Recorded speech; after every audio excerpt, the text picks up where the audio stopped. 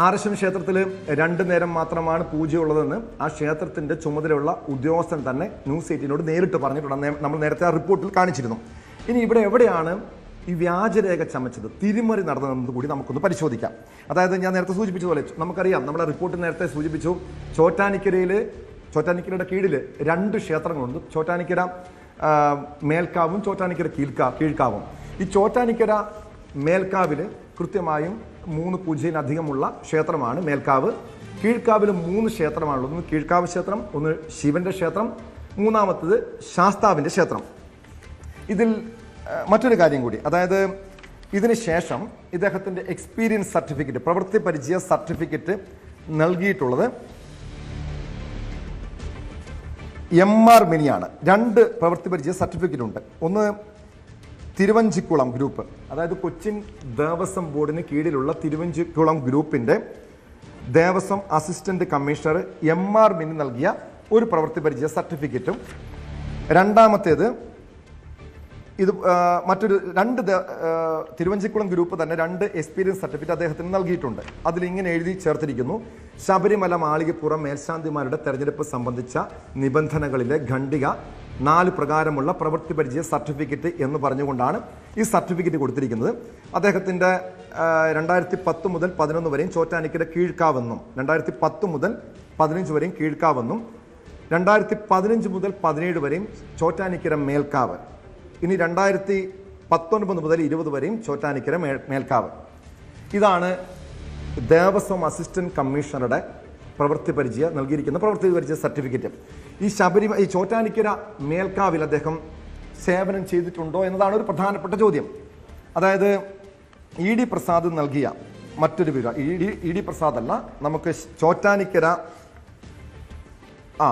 വിവരാവകാശ നിയമപ്രകാരം കൊച്ചിൻ ദേവസ്വം ബോർഡിനോട് നമ്മൾ കുറച്ച് ചോദ്യങ്ങൾ ചോദിച്ചിരുന്നു. ഈ ചോദ്യത്തിനൊപ്പം കീഴ്ക്കാവിലെ മേൽശാന്തിമാരുടെ പട്ടിക ആവശ്യപ്പെട്ടിരുന്നു. അതായത് മലയാള മാസം 1192, അതായത് 2016-17 കാലയളവിലും 1195 മലയാള മാസം, അതായത് 2019-20 കാലയളവിലും ED പ്രസാദ് സേവനം ചെയ്തത് ചോറ്റാനിക്കര കീഴ്ക്കാവിലാണെന്ന് വളരെ വ്യക്തമായി രേഖപ്പെടുത്തിയിട്ടുണ്ട്. കൊച്ചിൻ ദേവസ്വം ബോർഡ് വിവരാവകാശ നിയമപ്രകാരം നൽകിയിരിക്കുന്ന രേഖയാണിത്.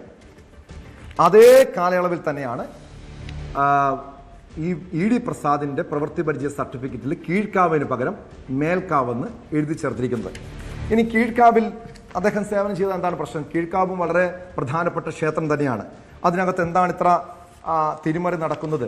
അദ്ദേഹത്തിന് നിയമപരമായി എന്തെങ്കിലും പ്രശ്നമുണ്ടോ എന്നൊരു സംശയം സ്വാഭാവികമായും നമുക്ക് ആർക്കും തോന്നാം. അവിടെയും നമ്മളൊരു ചോദ്യം ചോദിച്ചിരുന്നു കൊച്ചിൻ ദേവസ്വം ബോർഡിനോട്.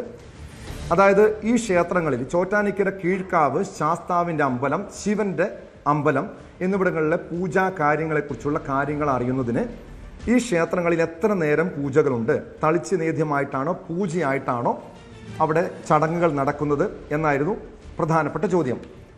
ആ ചോദ്യത്തിന് കൊച്ചിൻ ദേവസ്വം ബോർഡ് നൽകിയ വിവരം ഇതാണ്: ഈ സംഗതി സംബന്ധിച്ച് മേൽശാന്തിമാരോട് ചോദിച്ചറിഞ്ഞത് പ്രകാരം കീഴ്ക്കാവ് ക്ഷേത്രത്തിൽ കാലത്തും വൈകിട്ടും നിവേദ്യം മാത്രവും, അതായത് കീഴ്ക്കാവിൽ കാലത്തും വൈകിട്ടും നിവേദ്യം മാത്രവും, പൂജയില്ല നിവേദ്യം മാത്രവും, ശാസ്താവ് ക്ഷേത്രത്തിൽ കാലത്തും വൈകിട്ടും ഓരോ പൂജ വീതവും, ഓരോ പൂജ കാലത്തും വൈകിട്ടും, ശിവക്ഷേത്രത്തിൽ കാലത്ത് 2 പൂജ ധാരയോട് കൂടിയും വൈകിട്ട് 1 പൂജയുമാണ് ചെയ്യുന്നതെന്ന് അറിയാൻ കഴിഞ്ഞിട്ടുള്ളതാകുന്നു. അതായത് വളരെ വ്യക്തമാണ്, ശബരിമല മേൽശാന്തിയാകണമെങ്കിൽ 3 പൂജകളുള്ള ക്ഷേത്രത്തിൽ സേവനം ചെയ്യണമെന്നിരിക്കെ കീഴ്ക്കാവിൽ 3 പൂജയില്ല എന്ന് വളരെ വ്യക്തമായി തന്നെ പറയുന്നുണ്ട്. ഇനി ഒരു കാര്യം കൂടി, ഈ ചോറ്റാനിക്കര ഭഗവതി ക്ഷേത്രത്തിലെ മേൽശാന്തി നിയമനം സംബന്ധിച്ച്, ചോറ്റാനിക്കര വളരെ കേരളത്തിൽ തന്നെ ഏറ്റവും പ്രധാനപ്പെട്ട, ഗുരുവായൂർ, ആറ്റുകാൽ പോലുള്ള ഏറ്റവും പ്രധാനപ്പെട്ട ഒരു ക്ഷേത്രമാണ് ചോറ്റാനിക്കര. നമുക്ക് എല്ലാവർക്കും അറിയാവുന്ന കാര്യമാണ്. ഈ ചോറ്റാനിക്കര ക്ഷേത്രത്തിലെ മേൽശാന്തി നിയമനവും വളരെ മാനദണ്ഡങ്ങൾ കൃത്യമായി നിശ്ചയിച്ചിട്ടുള്ളതാണ്.